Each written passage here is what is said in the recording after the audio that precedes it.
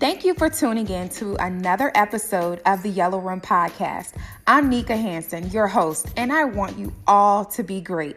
The Yellow Room is all about empowering you to unleash your full potential in every single aspect of your life.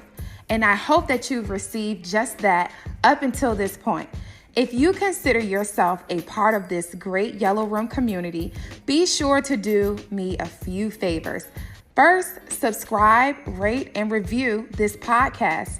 Secondly, if you enjoy any of the episodes that I put out or today's episode, help me to extend my reach by sharing it with a friend or two. Again, thank you for tuning in.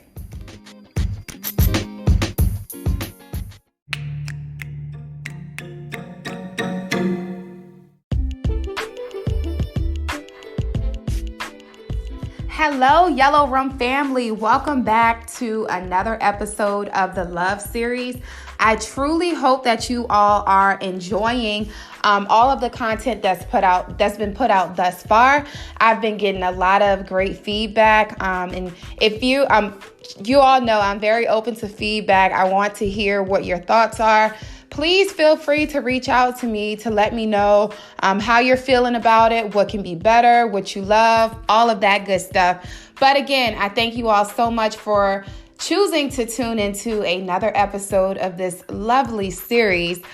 Today, we will be talking about love and finances because I'm sure many of you all know divorce rates are at an all-time high, and among the reasons for those divorces are finances. So obviously, it's a tough topic to talk about, but it needs to be talked about. So today I'm bringing an expert. She's a money coach. Her name is Taryn Bushrod. She is a 2018 Forbes fellow and money coach who created a platform to help millennials and athletes understand their relationship with money and spending habits so they can take control of their finances and create a lifestyle that doesn't break the bank. Amen to that. With the ultimate goal to close the wealth gap for millennials, she uses her educational and professional background mixed with life experiences to share money mindset philosophies to change the financial purvey of millennials. I am super excited for you all to hear what she has to say. And again, thank you so much for tuning in.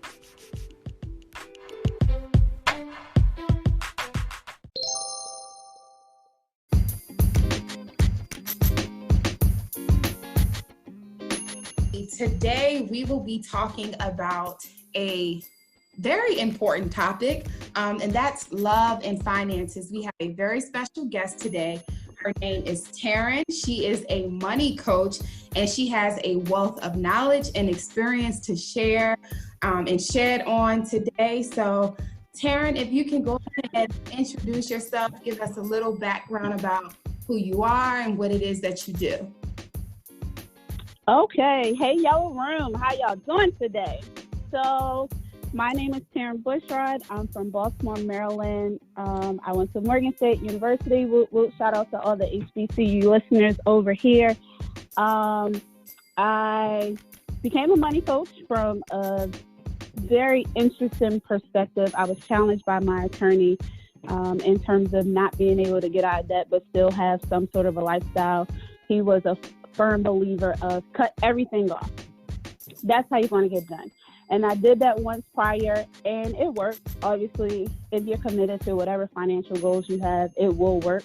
However, I like to call it the starvation or deprivation method. And what normally happens is psychologically, as soon as you're done, what happens? You just want to spend money. That was my thing. I just wanted to spend money. I wanted to eat out. I wanted to travel. I wanted to shop. And a lot of that can be counterproductive opposed to rewarding yourself throughout the process. So that's pretty much how I got into my money coaching journey. And then I'm sure we'll dig a little deeper as you start to X and probe me like with your questions. Okay. Well, thank you so much for that. So the reason why I thought that love and finances needed to be discussed as part of the Love series is because divorce rates are high, as you all know, but one of the top 3 reasons why they're high is because of financial distress. So there are some things that are being overlooked and not discussed prior to the ring. So I kind of wanted to touch on a few different perspectives during this episode. One, financial management before you're even consider getting involved with anyone. So before you even commit to a relationship, committing to great financial habits. Two, I wanted to talk about different tips and those tough conversations that need to be had if you're seriously dating someone, you're engaged, you're wedding planning, things of that nature, because weddings are expensive. So finances definitely need to be discussed there, especially if you're considering going into debt over one day. And then lastly, I kind of wanted to touch on some topics as far as married couples go. So if you're already married and you've experienced some financial hiccups, just kind of like some management tips that you and your spouse can discuss to kind of get out of where you are or get unstuck. So I'll go ahead and start off by talking about singles and their money management.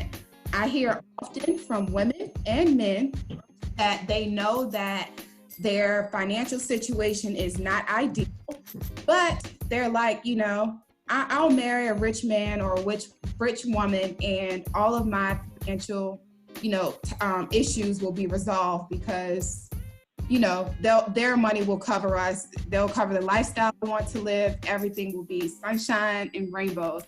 And I just wanted you, Taryn, to touch on the importance of building wealth as an individual and good money management for an individual.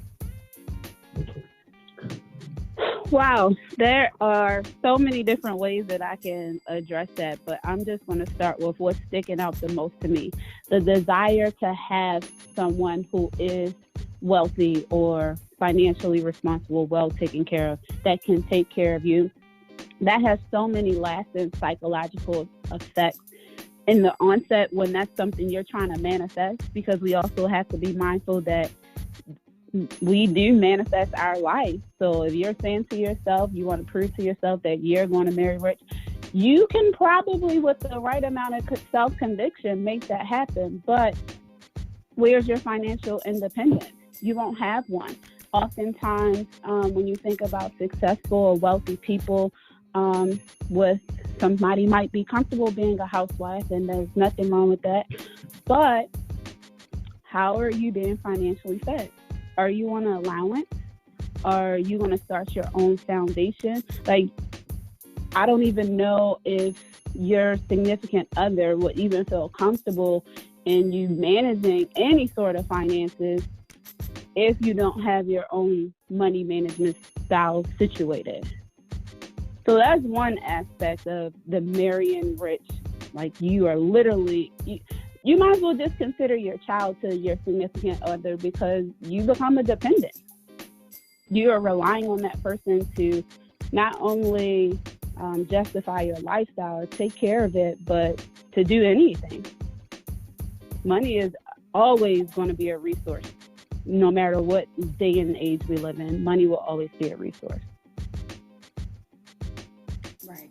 Now, for people who can admit that their finances are not where they need to be and their money management skills are kind of like awful, what tips for them with getting things in order, kind of getting unstuck? So what I like to do is, when I'm about to work with a client, I do screenings. I cannot work with everybody because not everybody is going to be committed to their goal, and not everyone has a realistic goal. So I think the first thing is you have to have a true desire on why you want to get your money together, because at the end of the day, it's still a behavioral aspect. There is something mentally that triggers within you on how you interact with money the way that you do. So without a clear goal, something that you're going to be determined to, it's going to be very hard for you to even begin the process of managing money. But after you establish your goal, you definitely have to do a full assessment of where you are currently with knowing actually how much you make. You would be surprised the amount of people that have no idea how much money they make a month. They can tell you their salary, but they don't know what the take-home pay. They like literally down to the penny. I think that's very important because you don't, at that point, you don't know what you're worth. Right. And then knowing your expenses can also help you figure out what your financial roadmap or your financial picture actually looks like. Okay, so having a plan, well, first of all, setting a clear goal, having a plan, and then from there, implementing that plan, some action behind that. Yeah, you have to execute. And some of that execution obviously is going to be a trial and error period.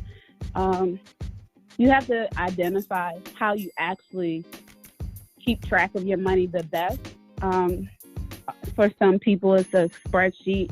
Obviously, we live in a day and age of technology, so people are leaning more towards apps.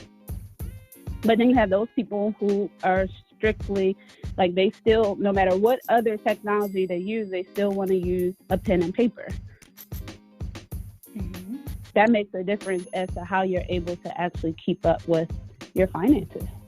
Right. And now let's talk about debt. What about debt management? So obviously we know there's good debt and there's bad debt. But when we say debt management, we're most likely talking about the bad debt, right? Yes. So I approach debt management a little differently than most.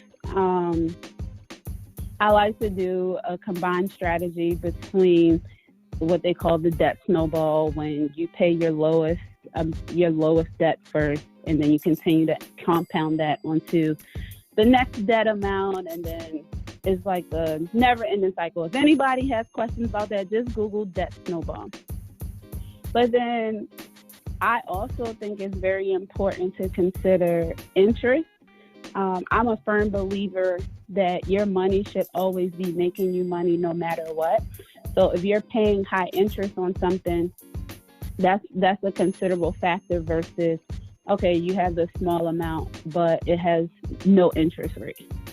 So I wouldn't prioritize that. But I also feel debt has a carryover. Remember earlier I spoke about like the psychological and behavioral effects of money.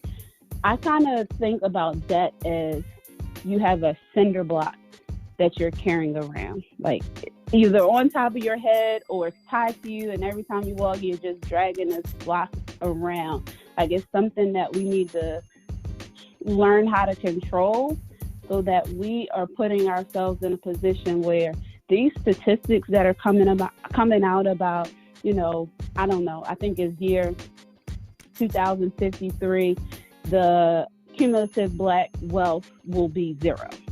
Like we want to make sure that we are reversing all of these stereotypes that are becoming more prevalent, that are being published now. Wow. And so after debt, after eliminating or trying your best to eliminate bad debt, what are some ways, like what would be next steps? Like I know you're probably going to say investing your money, but like what would that look like? I know that there are different options of how people can become investors. Correct. So I want to say that I am not legally authorized, nor do I provide investment advice.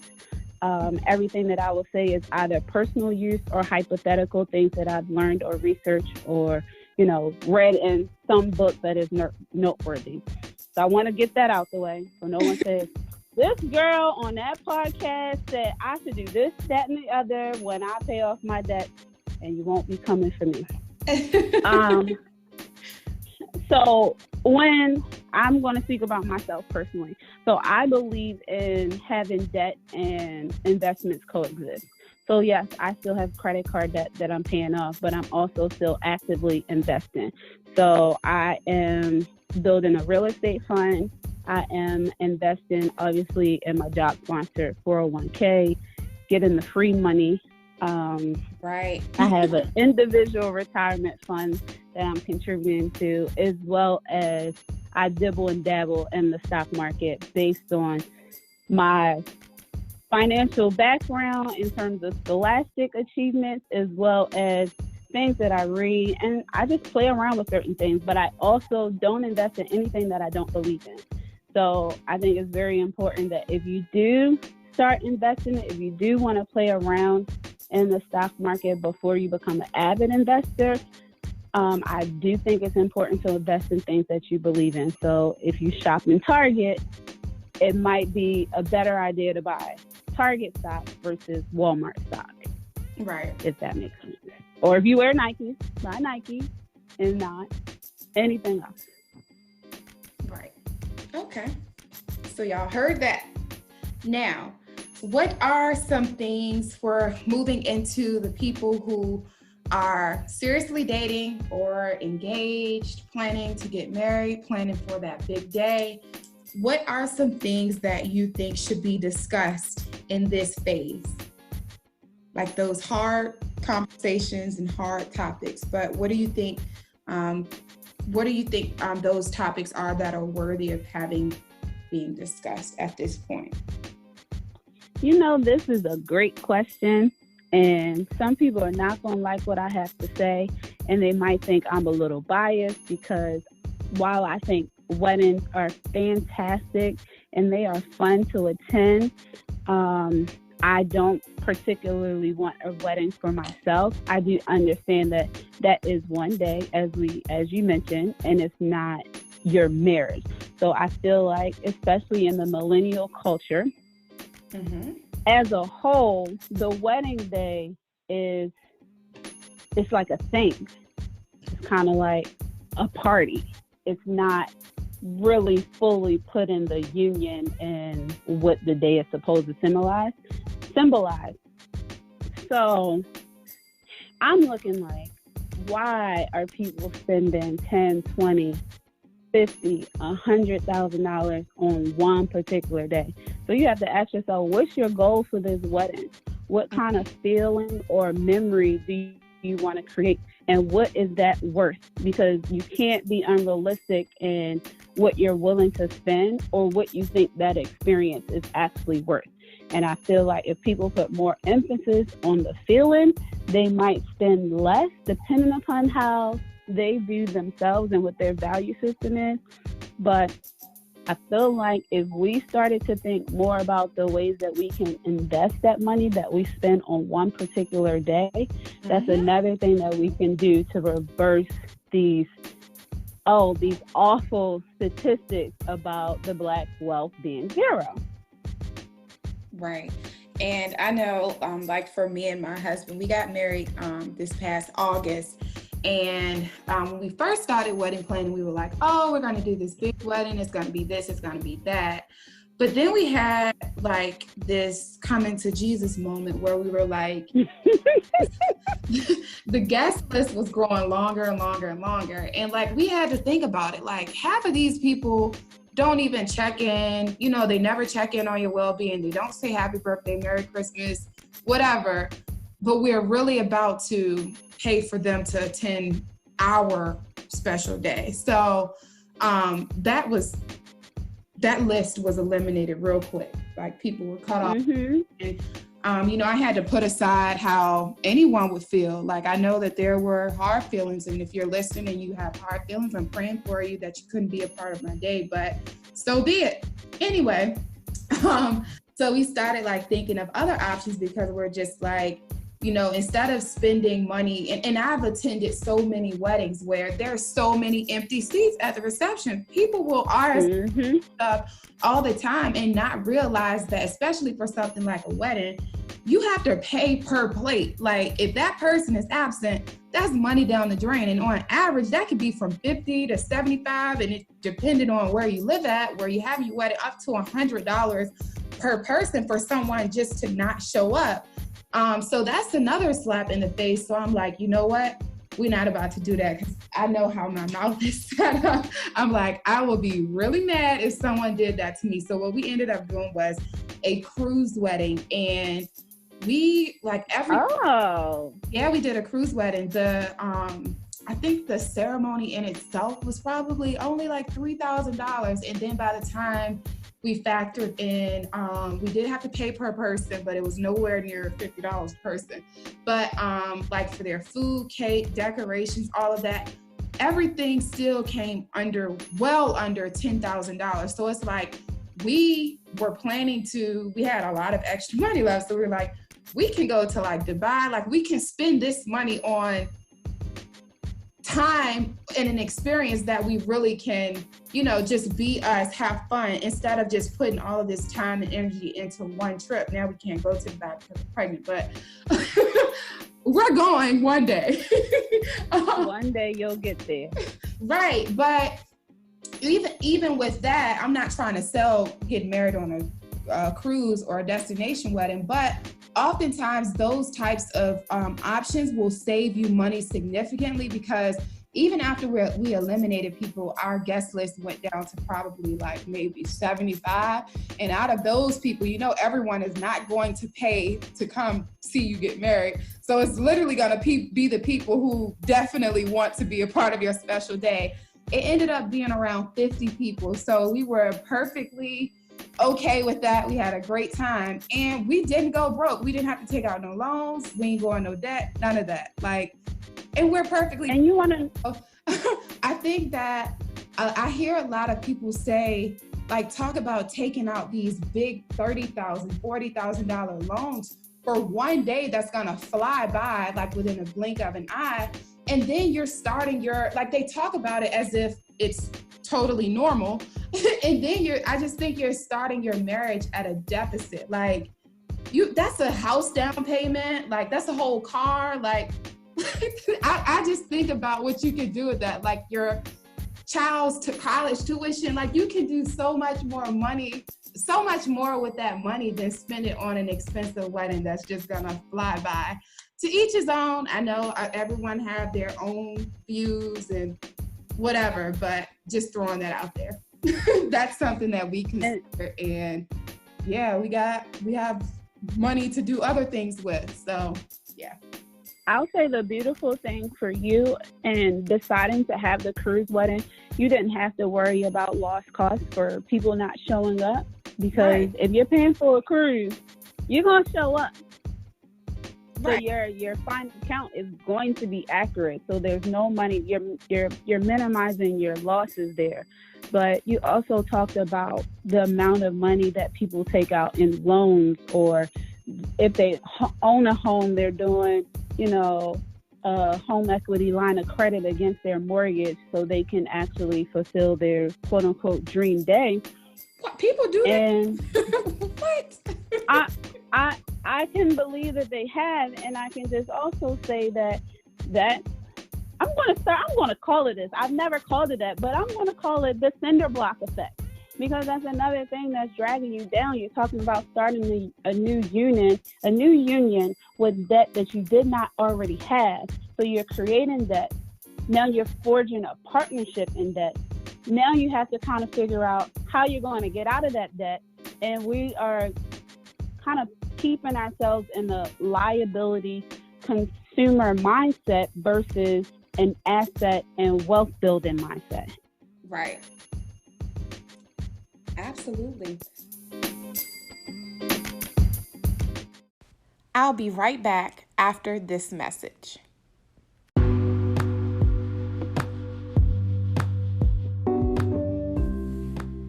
Today's episode was brought to you by Anchor, my podcast host. I chose Anchor to host my podcast for several reasons. Number one, it's free. 2, the convenience. They have several creation tools that allow you to record and edit your podcast right from your phone or computer. They even distribute your podcast for you so it can be heard on many different platforms such as Spotify and Apple Podcasts. You can make money from podcasting. Yes, you can make money with no minimum listenership. If you're interested in starting a podcast today, Everything you need to know, you can learn at anchor.fm to get started. Thank you.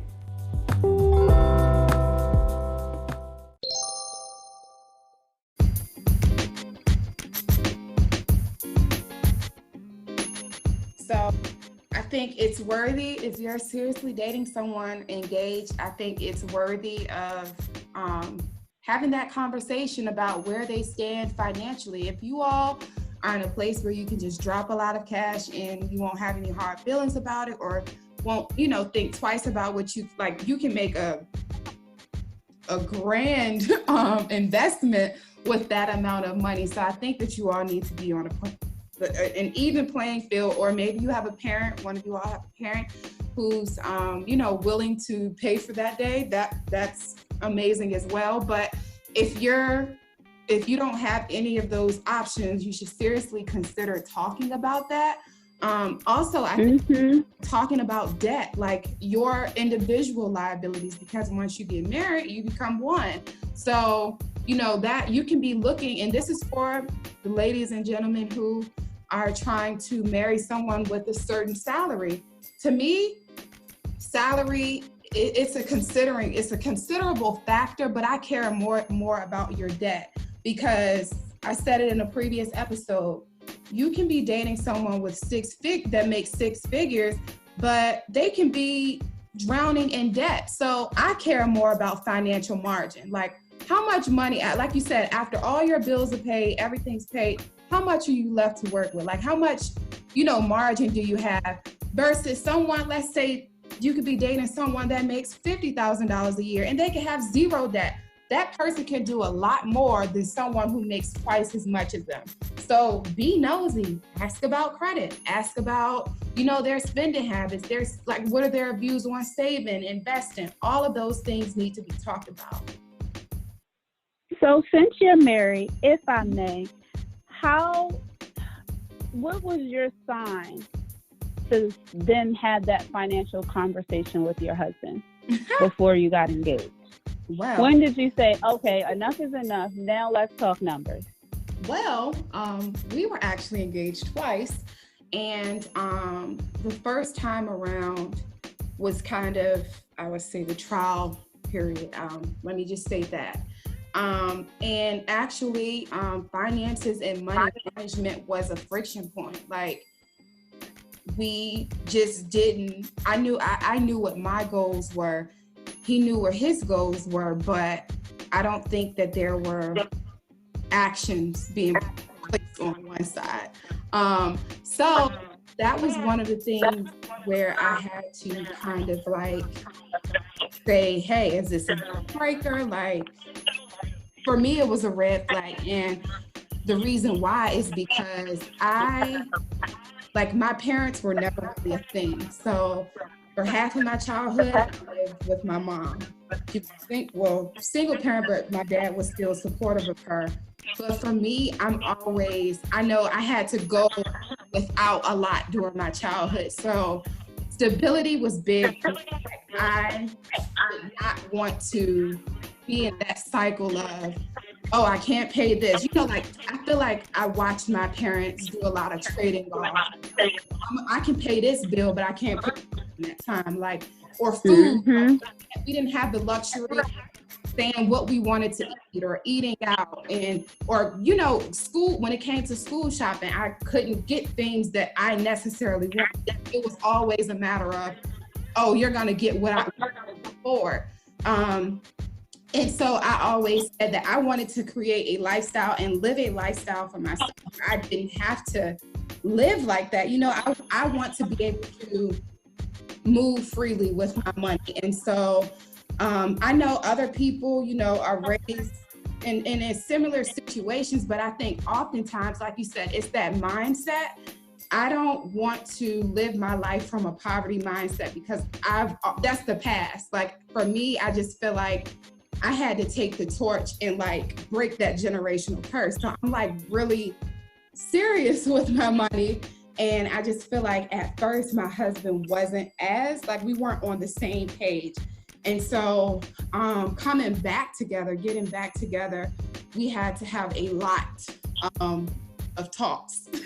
I like transparency, accountability. I'm a person, you can't talk to me but so much. Like at some point you have to show me. Like I need to see, I need to see the, the change. I need to see what action you put behind. Was it easy to have those talks? I wouldn't say they were easy, but I think that they needed to be had before we could, even move forward. So another thing we talked about was like debt. So like with student loan debt, fortunately, I didn't have any undergrad so we had to talk about, okay, what's the plan to get it paid off? What's the plan to get our cars paid off? Like, and also like how, before we even considered having a child, like how do we want our child to be raised? What are the types of things we want to be able to do and provide for our child as parents? And that kind of played along with our, plan to pay off debt and how quickly we wanted to. We talked about investments a lot, aside from, we both agreed that we were going to invest as much as we could. In like our employee sponsored 401ks, we talked about IRAs, we opened those accounts up, and then like even dibbling in the stock market. So it was a lot, trust me, a lot of talking. Starting out, there was like kind of friction points because it's like, it's hard for people to kind of like open up and be transparent about those things without feeling ashamed. But as the more often we talk about finances, it gets easier. And now it's just like, that's just what we do. We probably talk about money almost every day. So sounds like a financially fit household to me. We trying, girl. We trying. Yeah. So, any other tips for seriously engaged people before we move on to the married folk? I want to say definitely, if you're moving forward with the wedding, start to talk about the numbers early. Interview other people that have had. I know people probably don't want to do this, but get an idea of what people are spending for their weddings. Like, I know there are people that are having fantastic weddings, but they were smart enough to do enough research to learn how to cut costs wherever they are. So, for one example, if you have your wedding at some sort of historic preservation site or an underutilized area, there is a significant tax credit where you can write off probably, I'm not an accountant, so I can't say, but you can write off a portion of your wedding expenses because of the space that you use. And I don't think it's just the rental fee of the space. So definitely do your research, have the numbers talk early, get a realistic expectation of how much you're willing to spend and what you're willing to compromise on. That's a great tip. So do your research. Yeah. Now for the married people. Married people who are in financial distress, maybe they, started their marriage at a deficit, they went in with debt, or they kind of looked over having conversations about money and they've ended up in this place where finances like have a negative effect on their marriage. What advice would you give to them? So, yes, finances are a leading cause of divorce. I think there are a lot of things that have to happen. Definitely, when it comes to the numbers, what are the contributing factors to the debt? If the debt is growing, isolating that is going to be very important. Getting on the same page in terms of how you view money is also very important. So if I'm a high spender and my husband is frugal Al, probably one, we're not equally yoked, maybe not. But on the other hand, it's how do we get an agreement with how we want to live our lives financially? So I think those were three things that I said, but I think those are three things that I said were where you need to start on the onset of your marriage. Or if you're noticing the financial strain, maybe you want to come together and figure out ways that you can add additional money to your household. And you can make it fun. You can make it creative. It doesn't have to be just driving for Uber. You can figure out things that you can do to leverage your skills and your knowledge base to lighten some of that load off of your marriage, that financial strain. And like there's this couple, what are their names? They're on YouTube and they have a YouTube channel. But I saw like, how I found them was I saw like a pop-up on Facebook or Instagram. You know those pop-ups and it's like, oh, we paid off like $48,000 in 6 months. And so anytime I see that, I always like click on it because I love hearing about people's success stories, especially when it comes to paying off debt. And this one couple, and also I listen to Dave Ramsey almost every day, his podcast, and people are calling in and, telling him that they're finally debt-free, how long it took, things of that nature. But a consistent trend I see is it all boils down to sacrifice and compromise. And so a lot of people, and you even spoke about this earlier, they give up a lot of things in the now. And I think that's hard. It's hard for people to wrap their head around, like making temporary sacrifices for long-term effects. So some people selling their house or selling their cars so that they can, attack their debt. Can you speak more about like minimizing your lifestyle and some of the things that you do? Because some people just have bad habits and they've probably been doing it for so long. Let's say Susie likes going shopping every week and she doesn't even consider it an expense at this point because she's done it for so long. It's just a part of what she does. Or the same person can be like, I guess, addicted to going out to eat all the time and not realize how much extra money they're spending.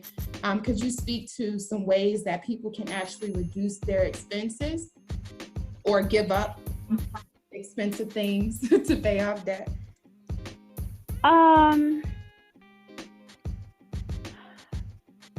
So pulling delayed gratification is probably the best thing to implement. And I say that because, one, I told you earlier, I don't believe in depriving yourself. I think it creates a bigger pitfall than it has to be. So the person who likes expensive things, they like to shop, etc., that's fine. But what can you let go of that you already have to purchase this new shiny object that you want? That becomes a compromise. Let go to get more. You know how we say you give to receive, the more you give, the more you donate, the more you get in return. Like all of those laws, we call them laws of physics or spiritual laws, however you want to classify it, those are real. So that's something that you can do.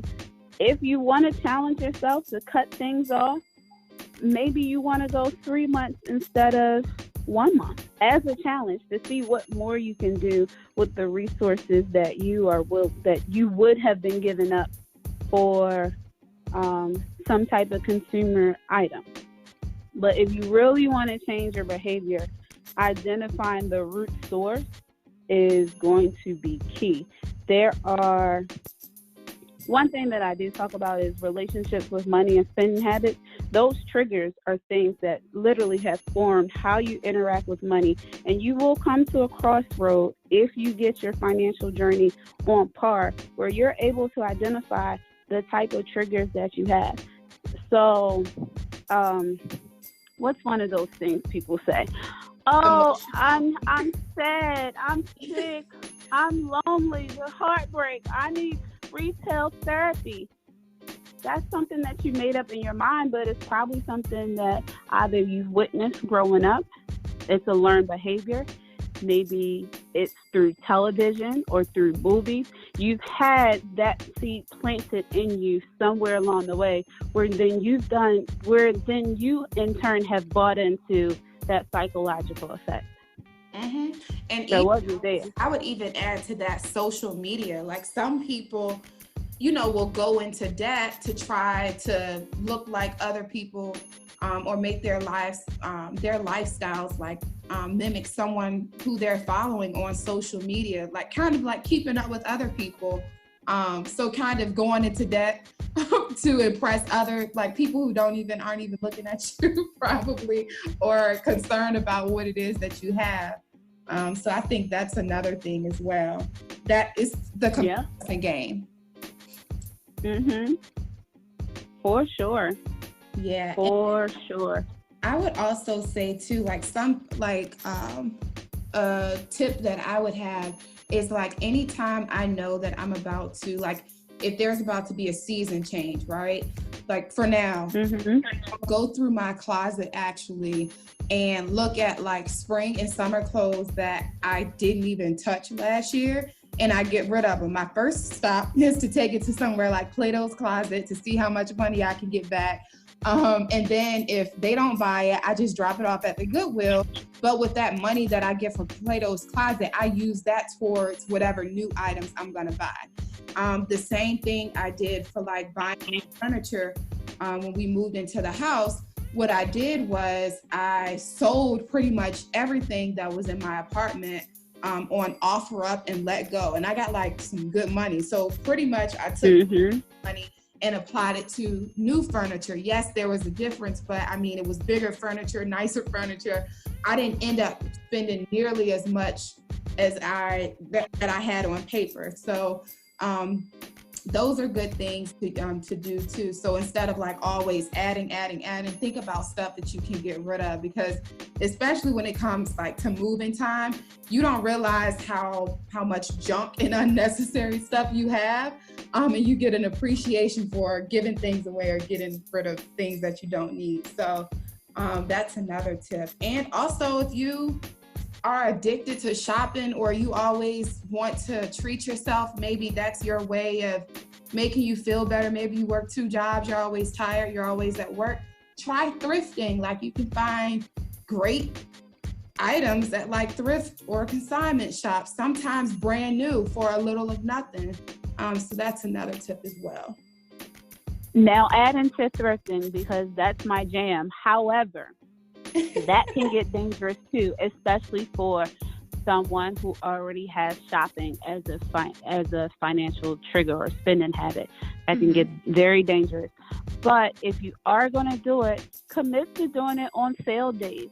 They have a sale day at least once a month, but figure out what it is. So I know here in the DMV area, one of the popular thrift stores, they always have 50% off on holiday weekends, no matter what.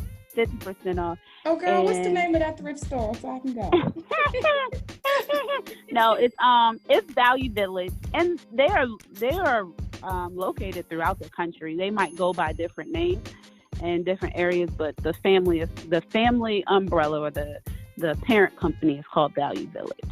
Okay. Savers is another brand that they go by, but it's still under the Value Village umbrella.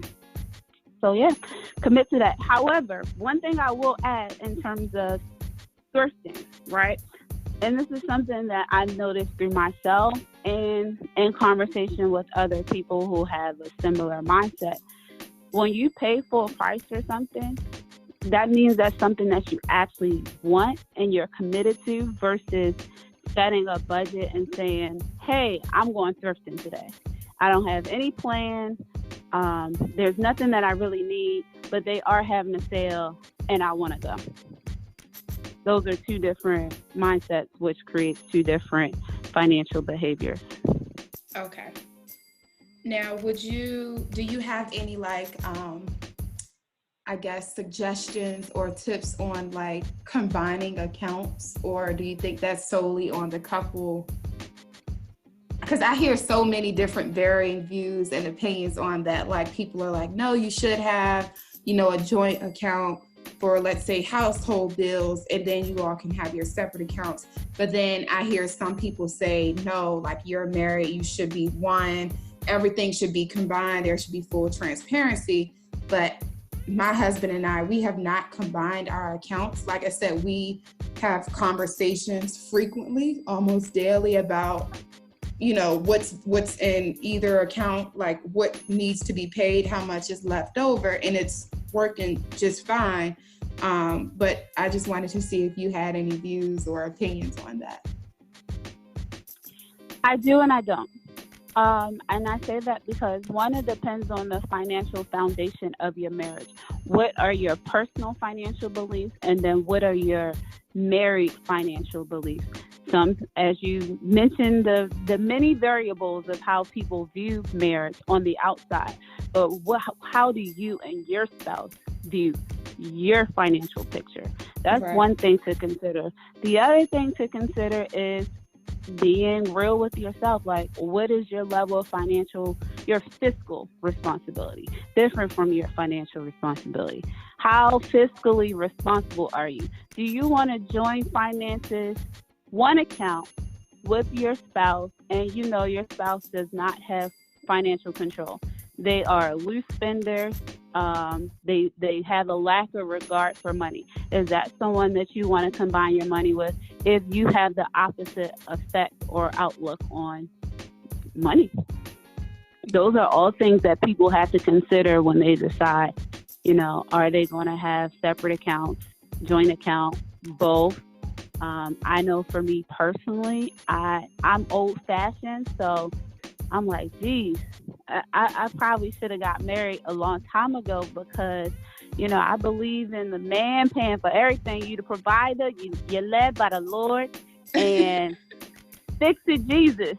He gonna take care of it. What am I gonna do with my money? A guy challenged me on that, and I was like, listen, I'm gonna do what's necessary to create a sound financial pathway for the family and put all this money in a family trust. And he was like, okay, that sounds like a bunch of BS.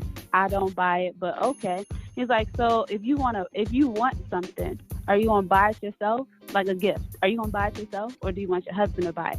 And I was like, ooh, that's a hard question. Like, it depends on the occasion. So marital beliefs, financial beliefs, they all got to come full circle at some point. But yeah. And gotta have that tough conversation with your spouse. Yeah, I think that should come before the ring or in the process of you preparing for the wedding, definitely, because you don't want to, get into a marriage and it's just like, we have differing views on money. And I'm glad that my husband and I kind of went our separate ways for a while. Because honestly, I don't think that it would have worked. Our marriage would have worked the first time we would have gone through, because the understanding just wasn't there. We were not on the same page, and I was just like not okay with moving forward and there being tension. So yeah. But yeah, if you can go ahead and let our listeners today know how they can get in contact with you via social media, a little about like your services, your book, all of that good stuff. Certainly. So again, I'm Taryn Bushrod. Hopefully you guys enjoyed this conversation. You can find me on Instagram or all things social media. It's Taryn's World. So that's ITSTARYN with an S and then world, like the world we live in.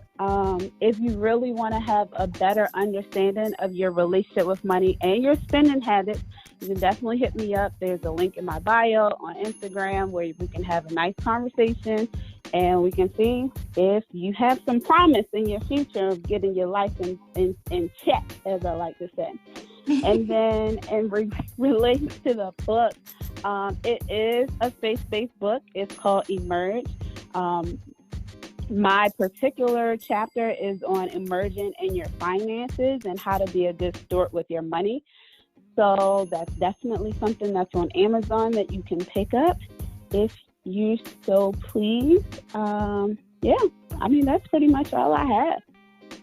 Well, thank you so much for joining in on the conversation and sharing all of your great tips. I just hope that everyone has great takeaways from today's topics. And if you truly enjoyed it, can you do us a favor and share it with a friend or two? Your spouse, listen to it with your spouse if you choose to.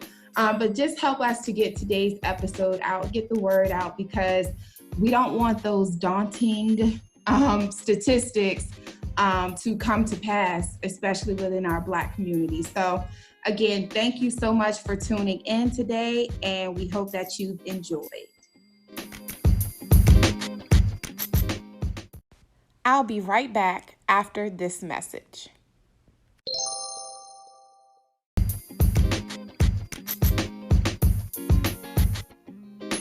Thank you so much for tuning in for another episode. If you are new here, please consider subscribing on whatever platform you're listening in on today. Leave me a rating, leave me a review, comment, whatever you feel that you want to do.